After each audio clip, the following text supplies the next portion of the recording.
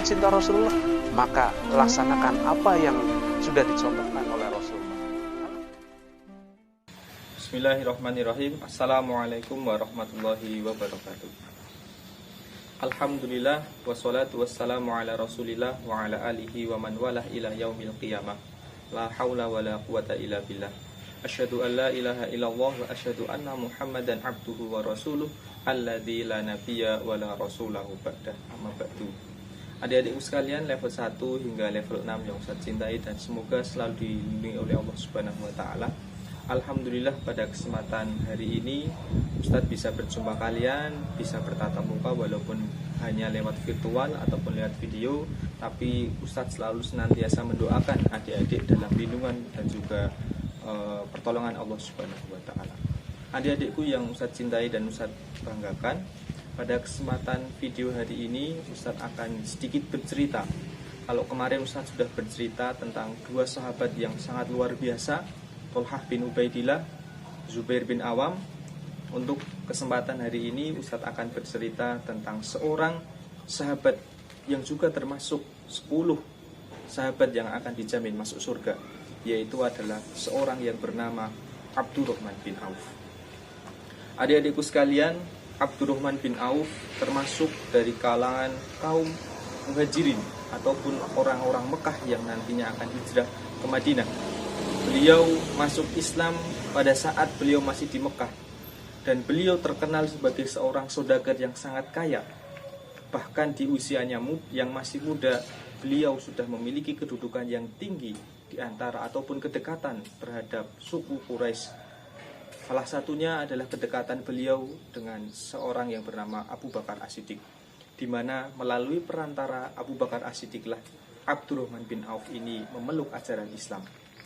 Adik-adikku sekalian, Abdurrahman bin Auf juga termasuk salah satu sahabat yang hijrah 2 kali, yaitu hijrah pertama ke Habasyah dan hijrah yang kedua adalah nanti ketika hijrah ke Madinah. Ketika datang wahyu ataupun perintah dari Rasulullah SAW untuk berhijrah ke Madinah, Abdurrahman bin Auf ikut ke Madinah. Dan ketika dia berangkat ke Madinah, dia tidak membawa apapun kecuali hanya baju yang dia dipakai. Hartanya, rumahnya, semuanya ditinggalkan yang ada di Mekah. Untuk apa? Untuk hijrah ke Madinah sesuai dengan perintah Rasulullah SAW. Dan ketika sampai di Madinah, Rasulullah SAW mempersaudarakan Abdurrahman bin Auf dengan seorang Ansor yang bernama adalah Sa'id bin Rabi', di mana Sa'id bin Rabi' juga terkenal sebagai saudagar yang kaya di Madinah pada saat itu.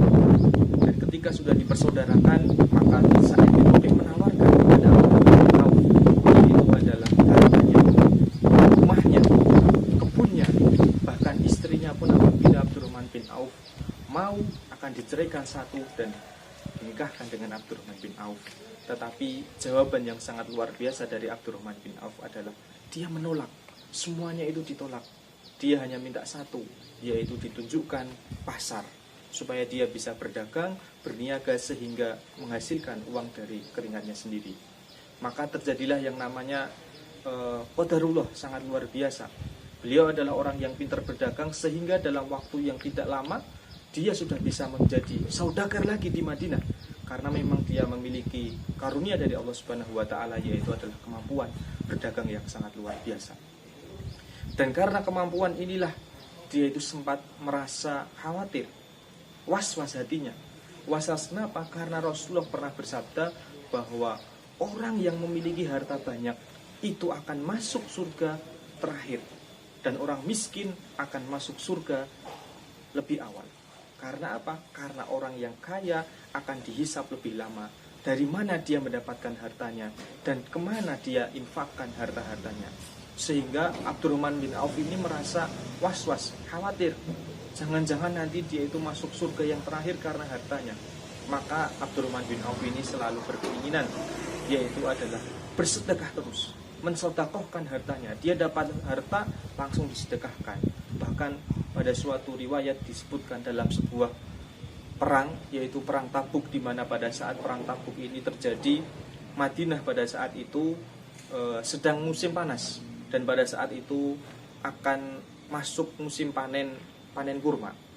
Nah, pada saat itu Rasulullah Shallallahu Alaihi Wasallam menyerukan seruan perang melawan kaum Romawi. Perjalanan menuju Tabuk sangat panjang, sehingga para sahabat ini merasa khawatir, jangan-jangan nanti hasil kurmanya tidak bisa dipanen ataupun gagal panen. Tetapi karena para sahabat yang lainnya itu adalah orang yang bertakwa, maka mereka memenuhi panggilan Rasulullah Shallallahu Alaihi Wasallam pergi ke Tabuk selama beberapa hari, bahkan sampai berbulan-bulan, sehingga ketika mereka pulang ke Madinah dari perang Tabuk, maka mereka mendapati kurma-kurmanya sudah pada busuk, mendapati gagal panen. Nah, pada saat itulah Abdurrahman bin Auf yang memiliki harta yang berlebih, dia memiliki semacam ide yang sangat luar biasa, yaitu dia ingin memberikan semua hartanya digunakan untuk membeli kurma-kurma busuk itu. Jadi Abdurrahman bin Auf ingin membeli semua kurma busuk para sahabat yang ada di Madinah, di mana pada saat itu gagal panen, kemudian dibeli itu dengan harta ataupun dengan harga yang seperti kurma-kurma bagus. Jadi kurma busuk yang mungkin sudah tidak laku lagi, dia beli dengan harga kurma yang bagus. Sehingga para sahabat senang, Abdurrahman bin Auf pun juga merasa senang.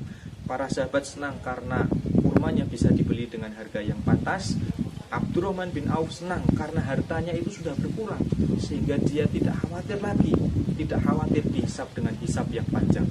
Akan tetapi Allah Subhanahu wa taala berkehendak lain, adik-adik sekalian, di mana pada saat itu tidak berselang lama, di Yaman itu terjadi sebuah wabah penyakit, di mana di Yaman itu penyakit ini bisa disembuhkan, yaitu dengan kurma busuk.